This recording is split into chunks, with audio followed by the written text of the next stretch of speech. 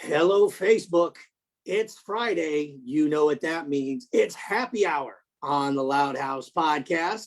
It's your old pal McGee, and with me, as usual, is the lovely and talented Ms. Beth Simmons. How you doing, Beth? Hey, I'm doing great. It's Friday. It's been a pretty good week, except for the stock market. I don't know if you saw. No, but I'm in an Oh, exceptionally good mood, so the stock market ain't going to get me down today. well, I do have to bring it up because a few things happened. Obviously, the jobs report didn't look too hot. And there's a ban that's getting in on the action of cryptocurrency, even though everything has gone downhill with stocks and cryptos this week. Oh, boy. I'm sure that's something that we will be talking about. Or are we going for it now? We're going for it right now, I think. Bring it on, baby. Okay, so if you had to guess, what band do you believe, decided to do a cryptocurrency? Throw out a Weezer. guess. Why Weezer? That's weird. I don't know. They're smart dudes. They didn't. One of them went to Harvard or some shit. I don't know. They definitely are smart dudes. You're right. And actually, I talked to Rivers Como years ago, and I remember he was telling me that he was in a band in high school. And I said, I did band at one point, but my sister forced me to leave because she said cool kids aren't in band, which is so stupid. Well, I don't know. Tommy Lee turned out all right, if you want to, in terms of being cool while still having been in band. Oh yeah. Well, all drummers do. That's why I wanted to be a drummer, but my mom would not let me get a drum kit. She said, nope, too loud for the neighborhood. No one wants to hear that. But okay, so Megadeth launched their own cryptocurrency. I would have thought it would have been Kiss first, but nope. Go figure. Yeah. That would have made more sense that Kiss would have been the one that would be, marketing themselves in that sense, but that's awesome. Good for Dave. Yeah. And that wasn't the only thing he's already marketed in that, sector. He also did an NFT this past April and sold it for 18 grand. Yeah, it was the first version of Vic Rattlehead, if I'm not mistaken, wasn't it? Isn't that what it says here? Yeah, but here's the thing that I'm disappointed about the NFT. You think back to all of the other people that have created NFTs this year, including there was a girl, I think she was 14 or 12. She created these long necked people. They're called the long neck people. And she made 4 million off these NFTs. And yet Dave only made 18,000. It's Dave Mustaine. I don't get it. He has a name. I mean, it's a lot of it has to do with, I'm sure that if he had put it up for a bigger number, it probably would have gotten a bigger number. But, maybe he just decided that 18 was what it was worth. Sure, what the hell? Because you know what? Here's the other thing. Who's going to buy it? It's going to be a true diehard Megadeth fan. Yes. And no disparaging whatsoever, but the average metalhead doesn't have an extra 18 grand just lying around to spend on this stuff. Not true. Elon Musk is a huge Megadeth fan. Fuck Elon Musk and his He could have thrown down $1 billion for that. If he was a true metalhead, he would have shaved his head instead of getting hair plugs. That's all I got to say about that. Come on. Yeah, blah, blah, blah. You know how I feel about billionaires. Yeah. Fuck them, cook them, eat them. That's it. So, in the Megadeth front, they're doing good, it looks like, all in all. Last week, actually, I told you that I was thinking the guy from Megadeth should have joined Whitesnake. Dave Ellefson. David Ellefson. Wouldn't that have been a good move? Poor guy. I think Whitesnake made the right move with the young lady, because she, from what I've heard, she's a badass, and she ain't hard to look at.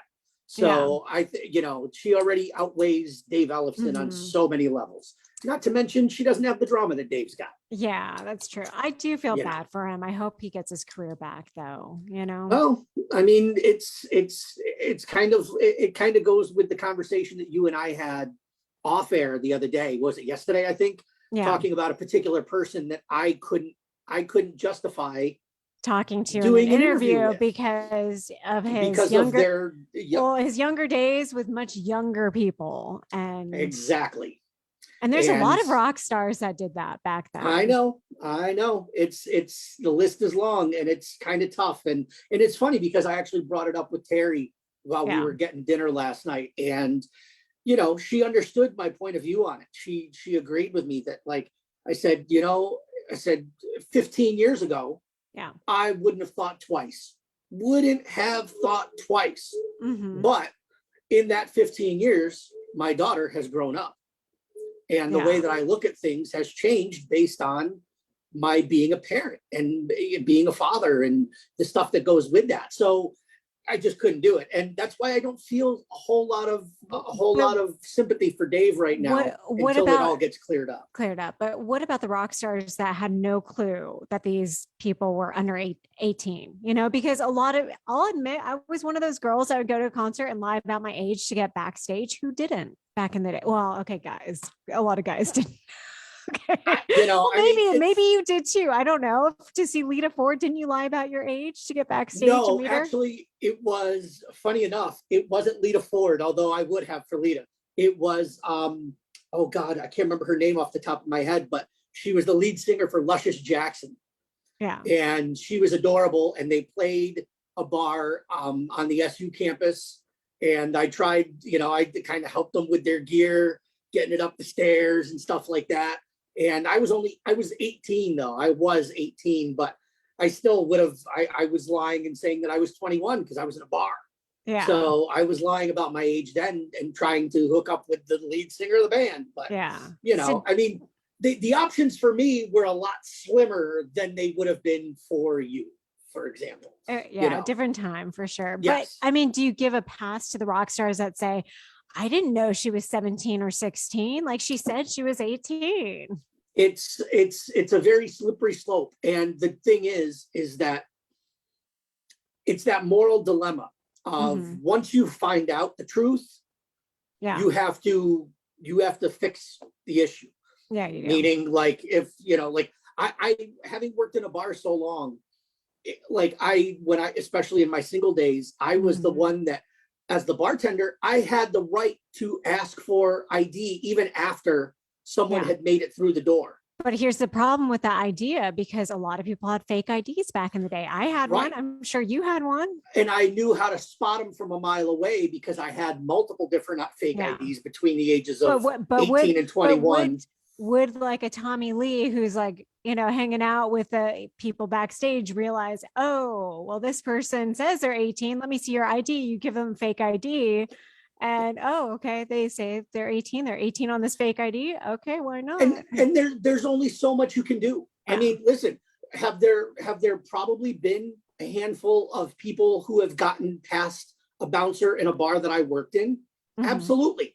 I've worked in enough bars and some that were big enough, you know, even here in town, where if they slipped by, I'm too busy to double check an ID. Not to mention, now at 45, everybody looks underage to me. It's, you know, even people who are 25 years old, I'm like, God, you look like a baby. Yeah. So it's one of those things where, I mean, there are things that are beyond our control.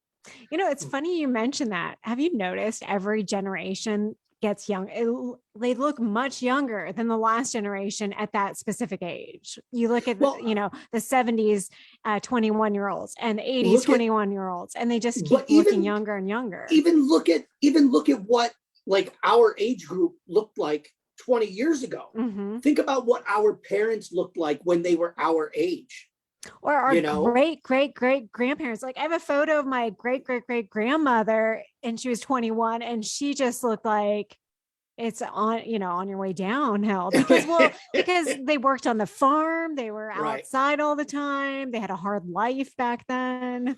Well, I mean, like my grandmother, I didn't realize how young my grandmother actually was until after she had passed away.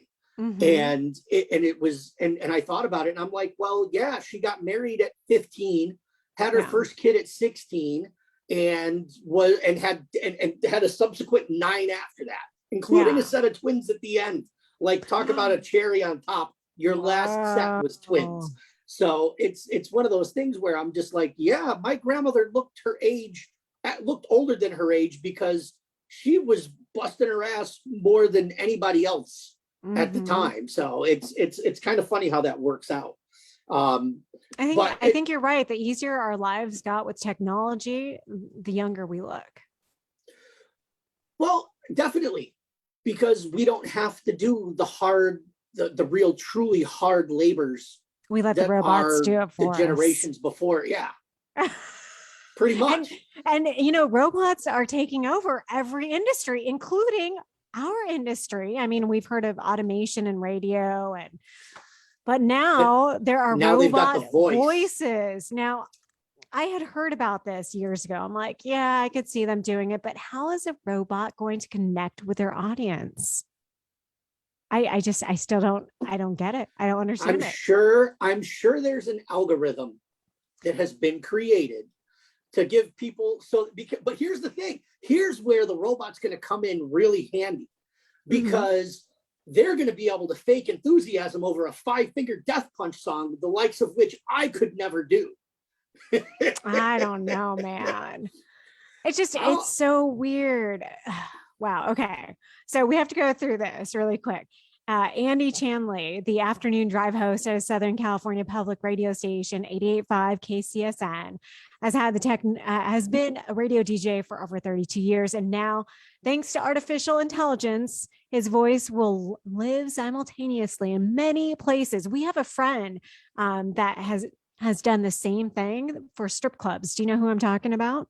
I do not. And if you don't want to tell me now, you can tell me later. But no, I'll tell you now. Mike Gobby, who used to work with us back in the day, he actually did the same thing for strip clubs across the nation, starting in Las Vegas. And so you can hear instead of a strip club DJ, they just put in his voice, which is kind of nice for him, not the strip club DJ. Well, but think about this. How easy is it to do? Like, it's funny that you say that.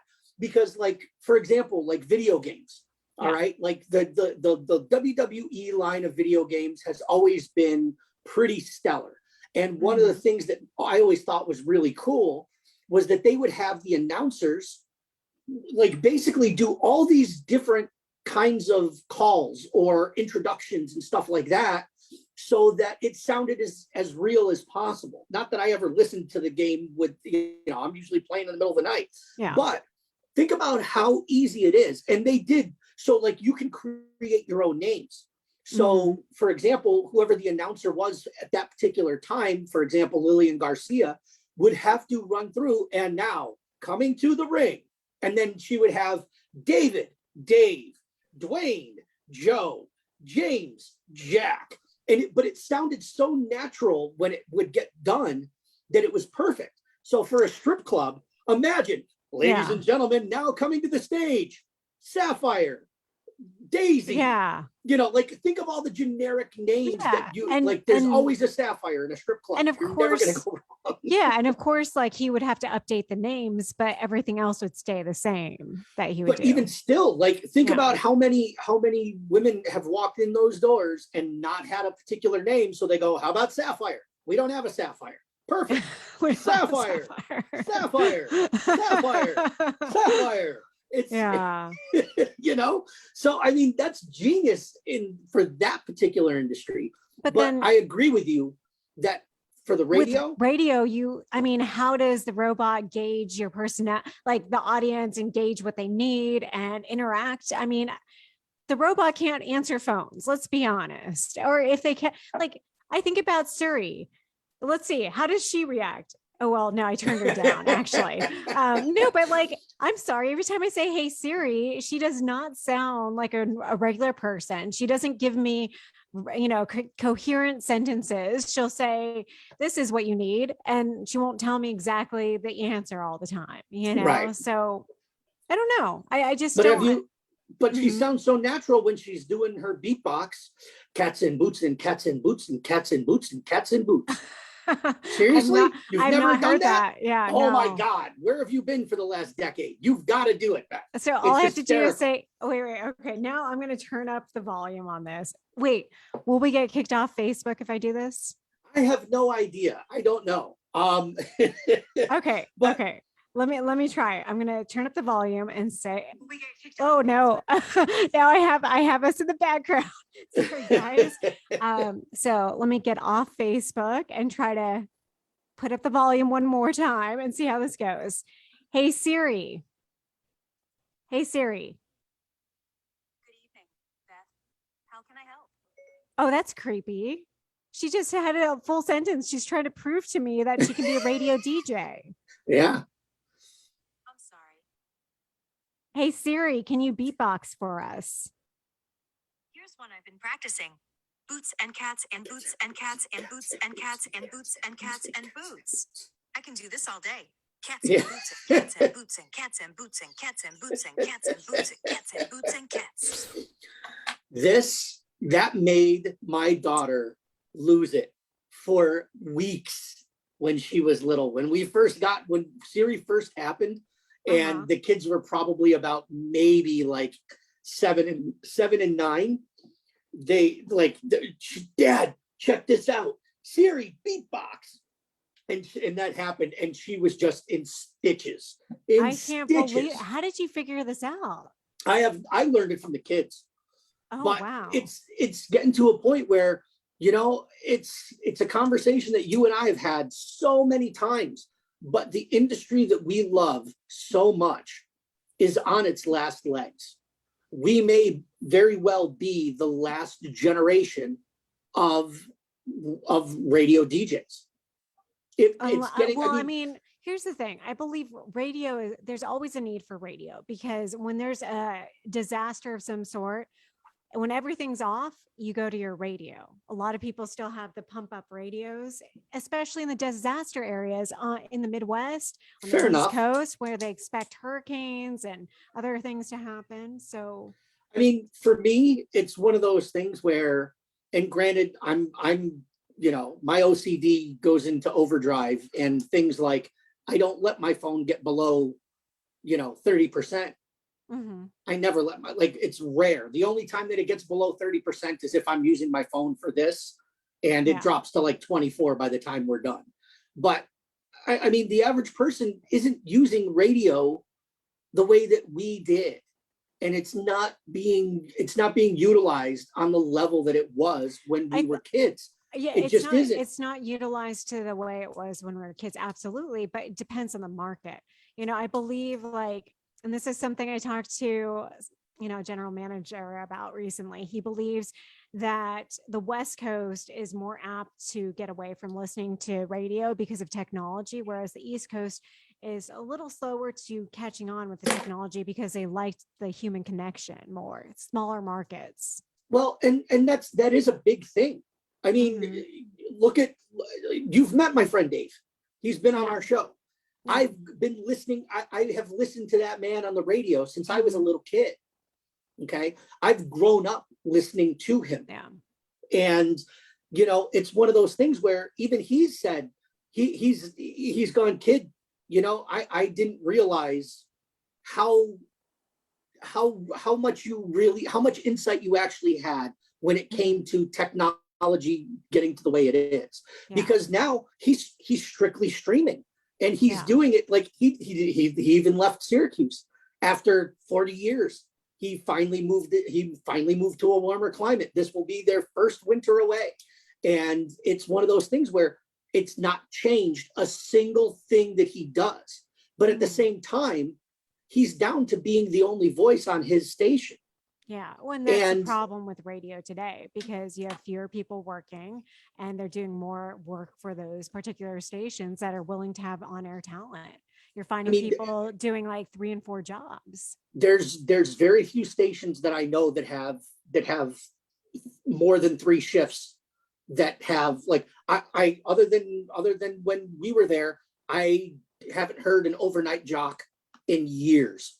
Unless it was a specialty show. Which is sad, because back in the day, that's where people would, start to get into the business overnight. They would feel it out, And then eventually they'd get better and, improve to the point where they'd move to a different day part, nights, Yeah. and then And I mornings mean, or middays, and then there's the guys like me that wouldn't want to ever leave overnights.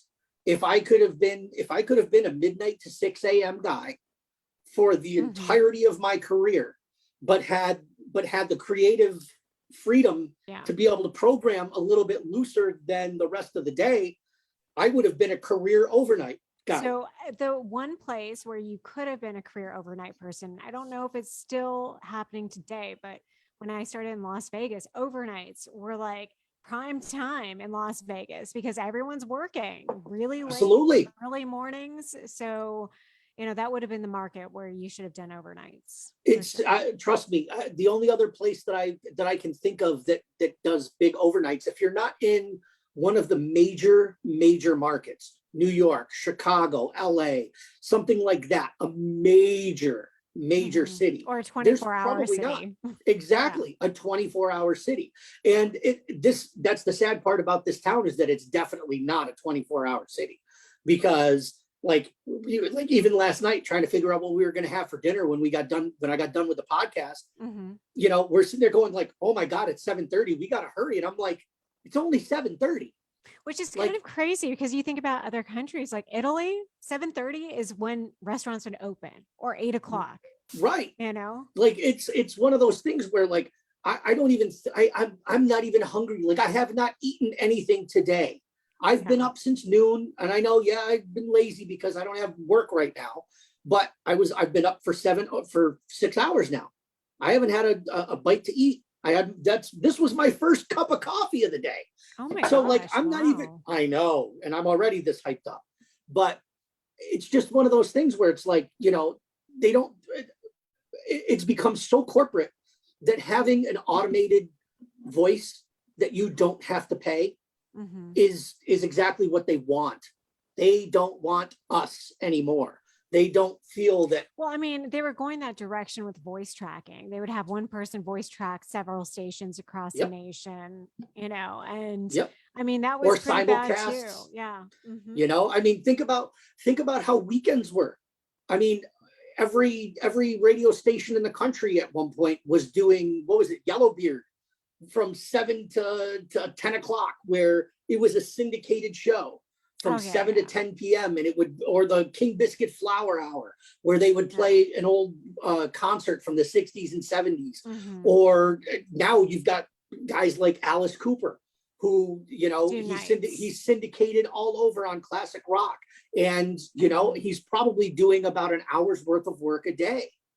And the sad part is, it's great. You get to hear a rock star doing blah, blah, blah. But that rock star doesn't know anything about your hometown unless you have a really good pizza or a really good cheeseburger. Alice Cooper knows a lot about Tucson. Yeah. About Tucson, maybe. Yes, because he always comes here. They come back and forth. Yeah. But he doesn't know jack shit about Syracuse, New York. He doesn't know jack shit about Peoria. He doesn't know jack shit about Wantagh, except the fact that he may have played there once or twice. And that's the thing, is that, we always talk about how part of the reason why we've been struggling over this last year to find a new market to go to is because we're not in that market. We don't know anything about that market. Like when we were looking at the gig in Buffalo, at least I know about upstate New York. Yeah. So I'm familiar with Buffalo, but even still, a lot of these places decide either to syndicate or promote from within, because I think that a lot of companies are a little nervous still about COVID, and they're nervous about hiring outside people at this moment because of the COVID issues and because of vaccination status and all of that, which I understand. I mean, I that's part of it. I guarantee. I agree with you on that, but I don't know. So I keep telling you, we got to go in a different direction, but because we're going to be replaced by bots really soon. So, and we're already, as you see, we're already getting replaced. In a perfect world, like my friend said, my good friend who does tech stuff, he had mentioned to me that one day it's going to get to the point where we all own our own robot and we send that robot to work for us every day. And they come back and they give us a paycheck and we just relax. Well, that was wasn't that a movie with Bruce Willis? Didn't Bruce Willis do that movie? I have no idea, but if he did, I should watch that movie. I think that was already a movie. I can't remember. I'll try and look it up, but I'm pretty sure there was a movie where basically everybody stayed in their domiciles and they basically had studio apartments, and their robot went out and lived their life for them. What is that? I think I know what movie you're talking about. It was like late 90s, early 2000s. And then, but here's the thing. You have iRobot, the beginning of Dune. Okay. Yeah. You don't see it in the movie, but in the book, especially, they talk about the fact that they got to a point where humans had become so lazy that they were letting the machines run the world for them. And then the machines took over. Yeah. So they had to fight the machines. And, I mean, it's every sci-fi horror film, the Terminator. Come on. We can't let technology outweigh the human element. Yeah.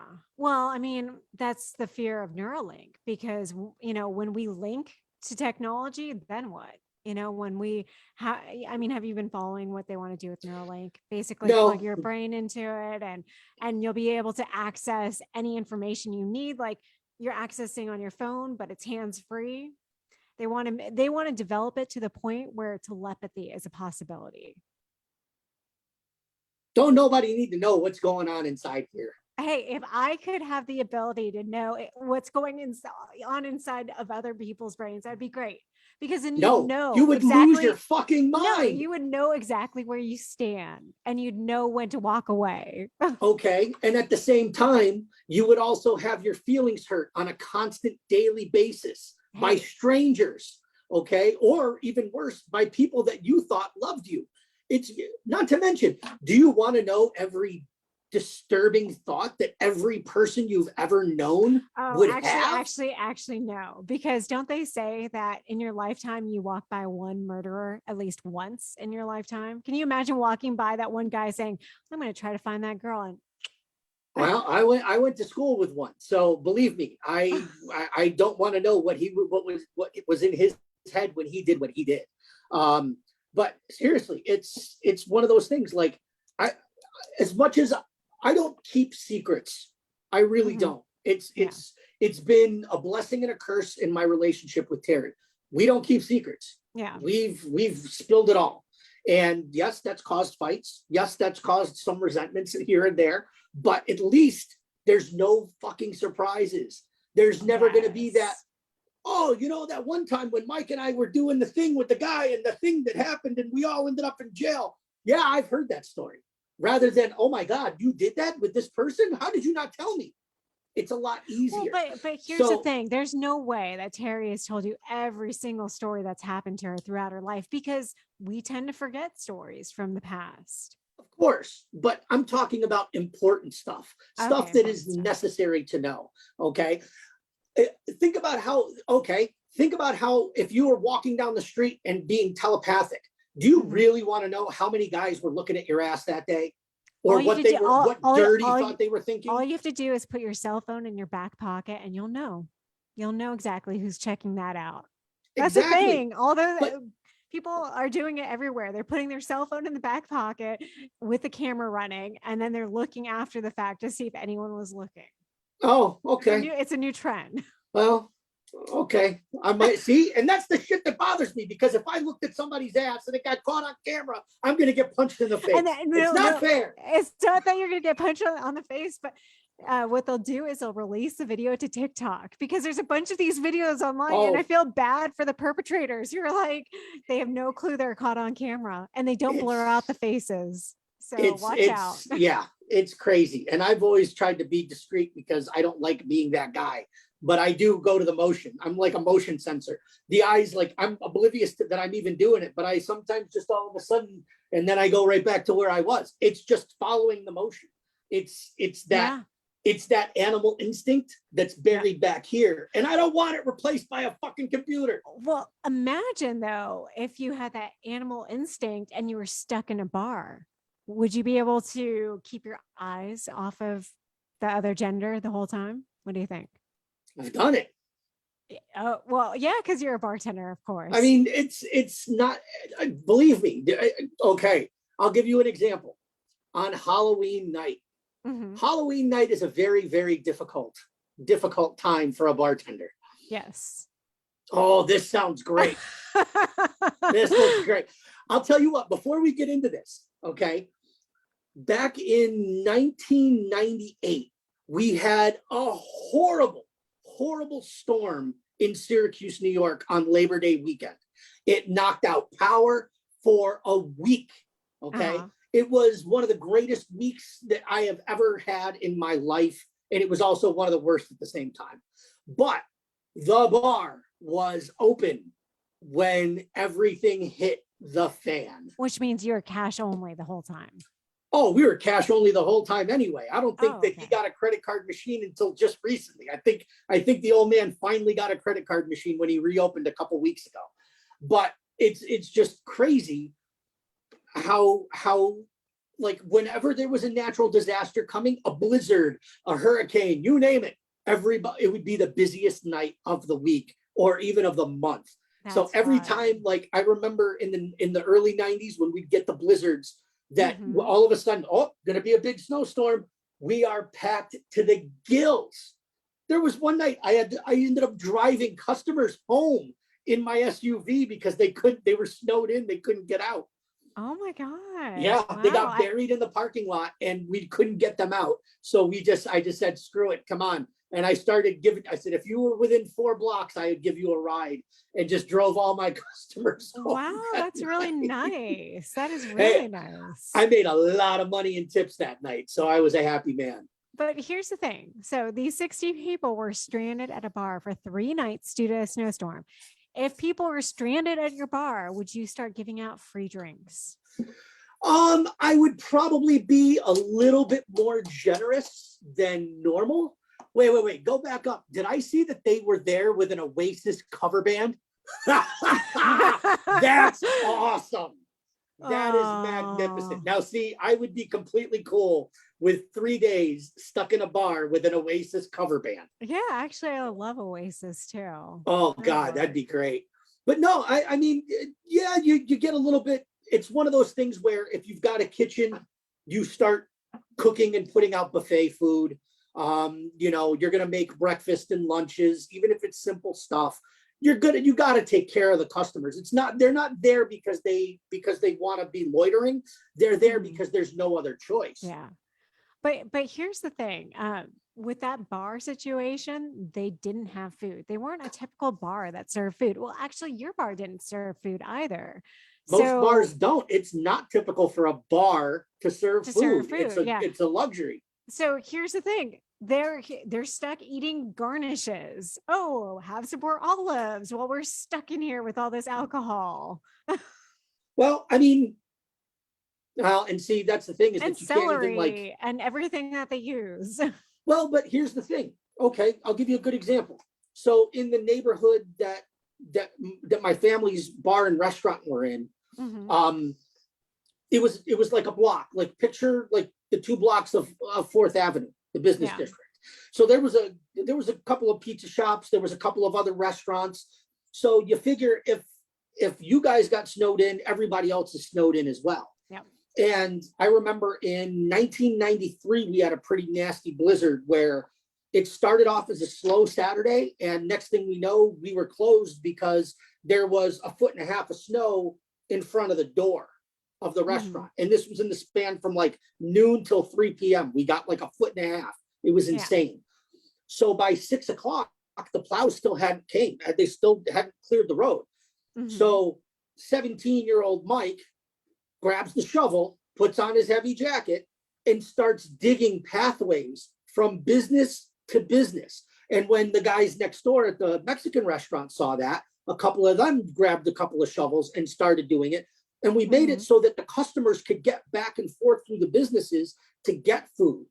The old man ordered a couple of pizzas and had them walked across the street to the bar and just cut it into small squares. That way we can, it can be a buffet. And that's you do what you can. Yeah. But if you can't even leave, they couldn't even leave. They were stuck. They were snowed in. So right. They were stuck eating the garnishes, which is horrible. I mean, it's not that bad, I guess, because they had oranges. They had, the typical stuff that you'd make for Bloody Marys. I'm sure you could live off that for a little bit.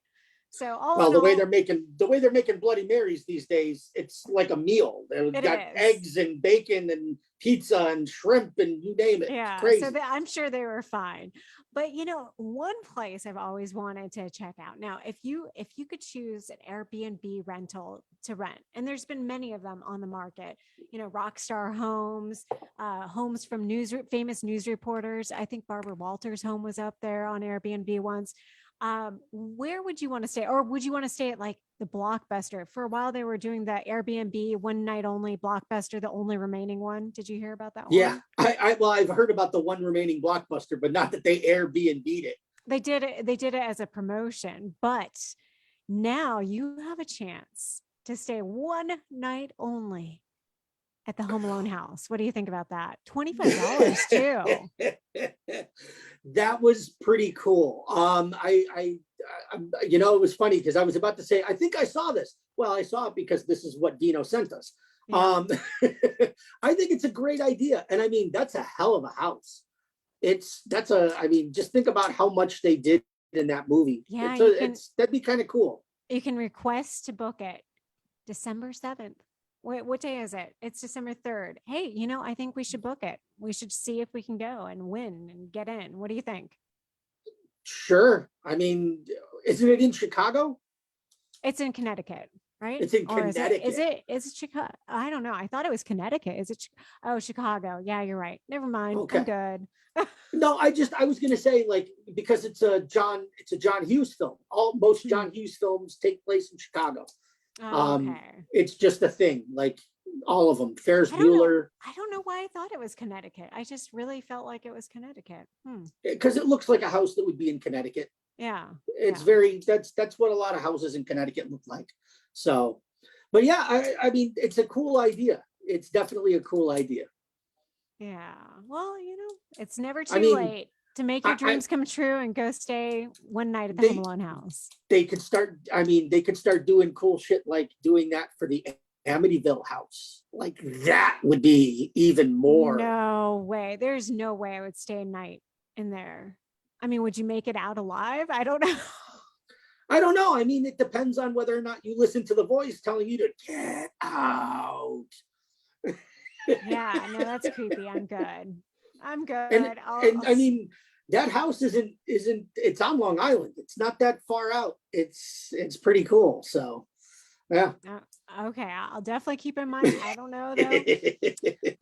But if you were to stay at that house, I think the only thing that could get you through the night would be to try some of this. Because it might actually make you hear the voices more. I don't know. Oh. Deftones just launched their own marijuana line. I think this is hysterical. I'm really surprised that, again, I'm surprised that Kiss hasn't gotten to this before Deftones. Well, and here's the thing. I know that like Gene Simmons is very anti-drugs, but at the same time, he doesn't drink alcohol and they have alcohol in the market. So I don't understand why he wouldn't. Actually, didn't he start getting involved with cannabis shops in Canada at one point? I don't know. I mean, I think he was like a silent investor at one point. When it comes to somebody on the level of Gene Simmons, I'm sorry, that 21 Xmas picks that would melt Frosty's distracting me. Sorry, but it's got to be more about mass marketing and the legality across the states, because it's still not legal recreationally across the country. No, so it's kind of someone like Deftones that are into that, it makes sense. But for someone like Gene Simmons who doesn't partake, it probably isn't a high priority if you can't market it across the country or worldwide. That's true. The thing, is that most Kiss products are are Yeah. available worldwide. Worldwide. Well, I mean, he could definitely send it over to Amsterdam and feel good about it, you know? I think that Sammy Hagar would probably try and corner the market on that. Yeah. So You let's know, check out what Deftones, what they're saying about their new product. hit it. Can you hear it when I throw it? Nope. Oh man, we need our Dino here today, don't we? Yeah, he's the techie, but we can post this link in the comments so that you can check it out. Yes, we will definitely post that up. Now, a lot of big tours are being announced lately. I don't know if you've been following any of the tours. Styx and REO Speedwagon with Loverboy just got announced for Phoenix. Did you see that posting this morning? Well, no, I didn't, but I definitely need to have a talk with the sexy Rialto Ross about the upcoming Toto show at the Rialto. Oh, I know. That's going to be a big one. Okay. So I guess we should do a quick overview of all these shows, right? Hit it. Okay. So let me pull up my Facebook account for us because I don't have it pulled up. But today it was announced that REO Speedwagon, Styx, and Loverboy will be at the Auction Pavilion in Phoenix July 20th. I posted that up. Initially when I posted it up, one person said that they didn't want to deal with REO or Loverboy, but if they had to see Styx. Okay, so it's been mixed reviews so far, right? Another show this week, or last week actually, it was Toto, right? No, it was this week. It was this week that they announced it. Toto will be at the Rialto Theater on February 28th. So all these shows are mounting up right now. I'm stoked on that one. Like I've already got like 2 or 3 people from my, like, funny enough, guys from some of the heaviest bands that used to play the Loudhouse are like, are you kidding? Toto, we gotta go see Toto. So yeah, that might be a guy's night out with a bunch of the knuckleheads that used to play the club. And Iron Maiden continuing their tour. Now, very cool. Here is the thing. If you did not get to see them when they came out to Phoenix, because that show actually did come through, right? I believe so. But I want to say that it still happened in like mid 2019. I want to say that it happened before we shut down. Yeah. Well, I mean, there's still close places to go check them out. You can always go to, I would say Anaheim would be pretty close for us. Take a flight out there, go see them out there. I'd rather go to El Paso. Yeah, El Paso. But that, I mean, obviously, I mean, that's like wait, this is 2022. Okay.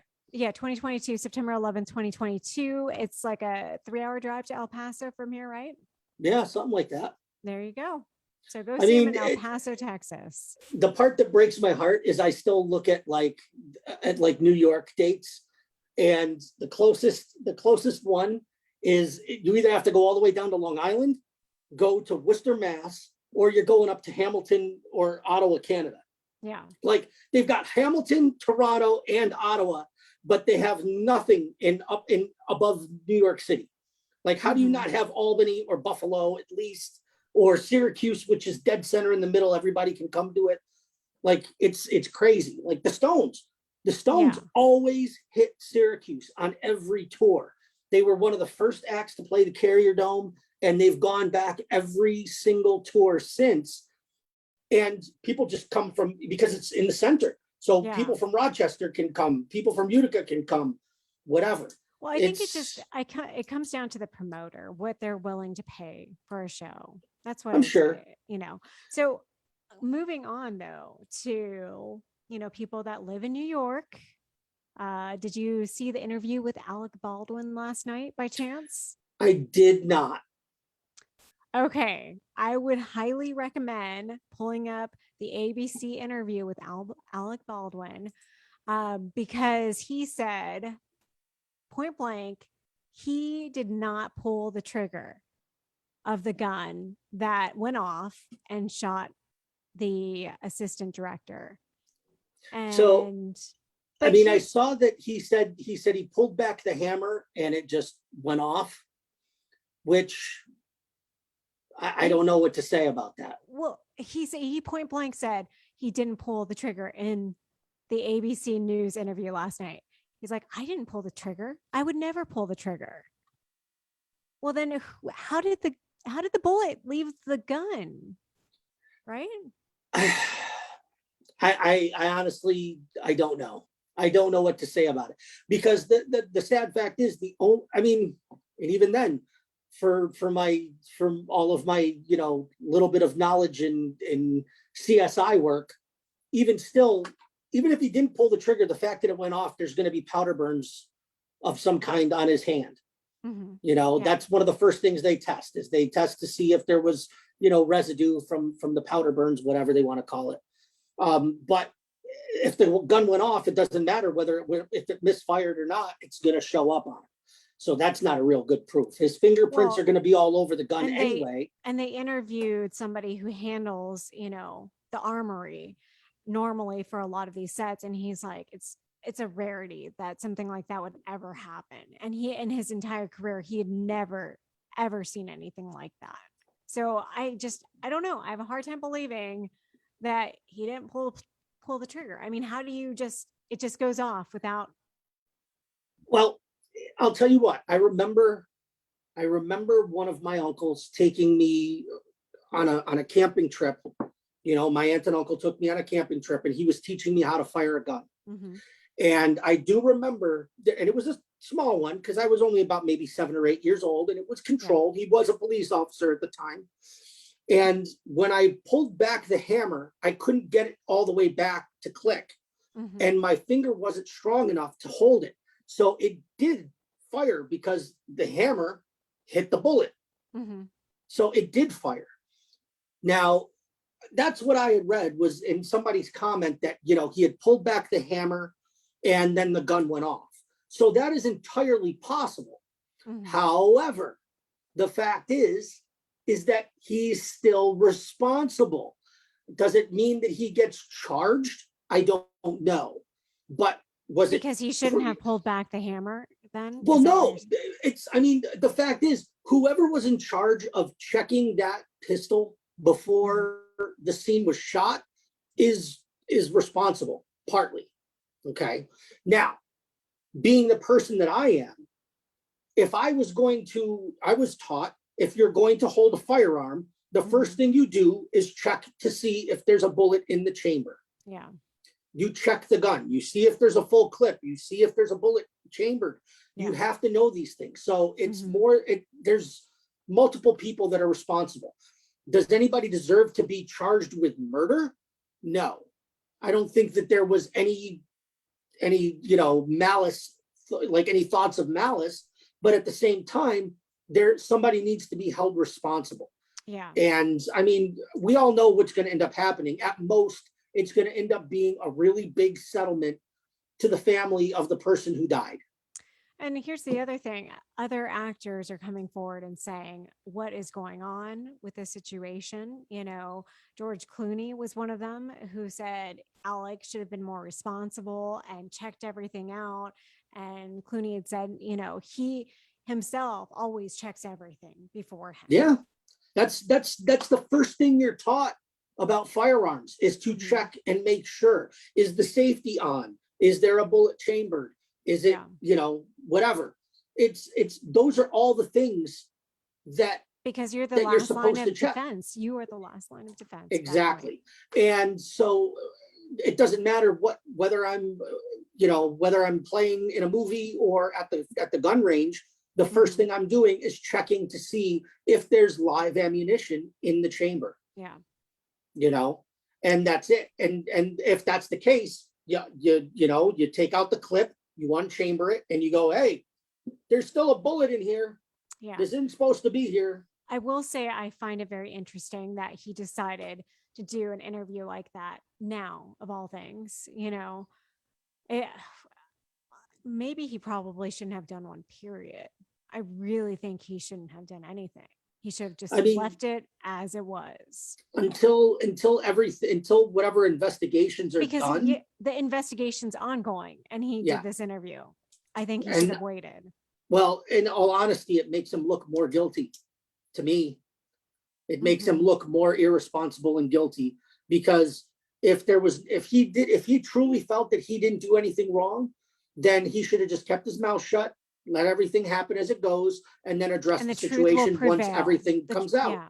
Mm-hmm. You know, but getting out in front of it, whenever anybody gets out in front of anything, it usually like means that guilty. something bad happened, that you are guilty of it. Short of just saying, look, this is what happened and you're going to find out. So I'd rather you hear it from me than this. Well, yes, I like to wear dresses. There you go. I like to wear dresses. I'd rather you hear that from me than from some scumbag reporter. Yeah. I mean, I'd love to see what people thought about that. If you want to chime in below, tell us your thoughts. Absolutely. Do you think that it was a bad move on his part to do an interview at this point? Does it make him look guilty? So if you want to throw down a comment, by all means, that would be great. Absolutely. I mean, we hit it all tonight. Lots of good well, stuff. there was one that we didn't hit yet, and I want to talk about it because I always loved him. Yes. Was the actor who played Carmine Ragusa on Laverne and Shirley passed away. Yeah. The Italian Stallion. You know, I'm sad to hear that. He was my favorite character on the show. I always loved Carmine on Laverne and Shirley growing up. So condolences to his friends and family. Thank you for being a part of my childhood. I appreciate it. Rest in peace. But other than that, what exciting stuff do you got going on this weekend? Nothing out of the ordinary, just relaxing by the pool. It has been quite warm. And this is just to rub salt in the wounds of all of my friends that are dealing with snow back east. It's one of those funny things where, like, at nighttime, I'm freezing my tits off, but then I wake up and I'm sweating in the morning. You know, like we're getting the good weather where you can sleep nicely at night, but enjoy the day. So, you know, that's cool. But yeah, I mean, I wish I had something more interesting to say. I got nothing going on this weekend. Last weekend was fun. We got to go see Black Veil Brides. They were good. It was nice seeing Brace Yourself. Thank you guys for taking care of me and Fibber and Dino. We enjoyed ourselves. They had a good set. They got a good reaction. So very proud of you guys. Good for you. That's good. Congratulations. You know? And it was nice to see some friends at the Rialto that I don't get to see very often. Although I wanted to yell at Ross and I looked for him and I didn't see him that night. They took away my Carabiner. The Carabiner that I used to hold my car keys, they took it away from me. Oh, yeah, because it can be used as a weapon. But I've been going in there for 6 years. They've never said a word about it until Friday night. It could be that their rules are, they're actually following by the rules. I don't know. That's very odd. I think it was just because it was a new guy that didn't know me. I think that's what it was. And the funny part was I saw Sarah and I'm like, I don't understand. And she's like, I'll be right back. It comes back and gives me a new one. I was like, oh, you're awesome. And she's like, put it in your pocket. And I was like, in the pocket. Last I remember, they had a whole bucket of those because they always take those away from people. They did. But the thing is the funny part, I've never, that Carabiner has been on my belt loop since I've lived in Tucson. Yeah. It's one of those things that I would take it off, hook it to my shelves in the office at the bar and go about my day. But I always had the Carabiner on it. So I don't know. I hope she gave you a good one to replace it. Oh my God. It's unbelievable. It's too high tech for me. But I wanted to give Sarah a shout out. Sarah's always been one of my favorites at the Rialto. She's awesome. And she asked where you were because she saw me and Dino and she's like, where's Beth? And I was like, how do you know Beth? And I was like, duh. Yeah, I wanted to go to that show. I did, but I started, I know this is crazy, but the day after Thanksgiving, it was Friday, Black Friday, obviously. And I'd made a mess in my oven. So I decided, you know what? It's cool tonight. I'm just going to clean my oven for 4 hours, turn on the clean oven setting. And once it started, you don't want to mess with that. Did you wash your hair too? I did. And I painted my nails. And I'm just going through the lame excuses of why a girl doesn't go and do something. I've got to wash my hair. Like that when I was, I have to clean the oven, It's just funny how it evolves as we get older. It's no longer I've got to wash my hair. It's now I've got to clean my oven. And then the guy's like, what oven are you talking about? Yeah, right. Do you want some help cleaning your oven? Can I come over and clean your oven? Oh, God. We can make anything dirty if you try hard enough. All right. Well, I guess since we've run out of topics, I'm really kind of sad that you weren't on the show yesterday because it was a good one. And it ended up, we're going to have to do a part 2 because there are too many good albums still left from 1971.